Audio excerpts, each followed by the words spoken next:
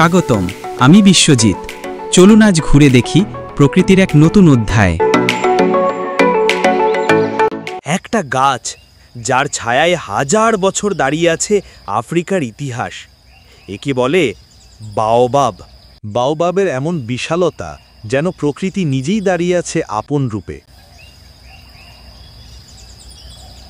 এই গাছের ছায়াতেই বসেছিল আদিম সভ্যতার গল্প।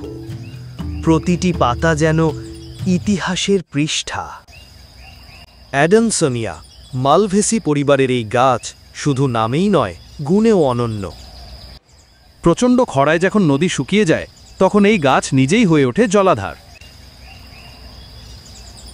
এই গাছের ফল এক বিস্ময়। এতে আছে প্রচুর ভিটামিন সি, খাদ্য, ওষুধ।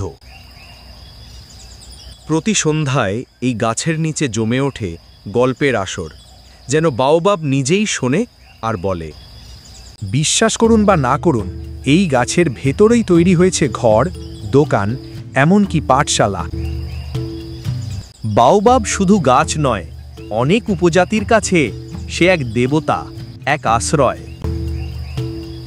পৃথিবীর বুকে ছড়িয়ে আছে এর ৯ রকম রূপ। সবার ভিতরেই যেন ছাপ আছে এক প্রাচীন আত্মার। প্রতিটা ফাটল, প্রতিটা দাগ, এই গাছ যেন নিজের শরীরে লিখে রেখেছে হাজার বছরের ইতিহাস। আকাশ যখন কাঁদে, বাওবাব তখন নিজের বুক ভরে নেয় জীবনের রসদ। ছায়া দেয় শুধু মানুষকে নয়, জীবজন্তুরাও জানে এই গাছ তাদের আপন। সূর্য অস্ত যাচ্ছে, কিন্তু বাওবাব রয়ে গেছে অন্ধকারের মধ্যেও আলোর প্রতীক হয়ে। বিজ্ঞানীরা বিস্ময়ে জানেন কিছু বাওবাবের বয়স ৫,০০০ বছরেরও বেশি। জল, ছায়া, খাবার, এই গাছ যেন গ্রামের মানুষের অদৃশ্য অভিভাবক।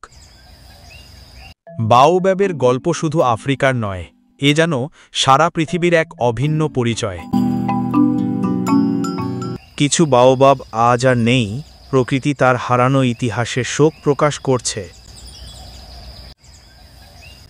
এই গাছ শুধু ইতিহাস নয়, এটাই ভবিষ্যৎ।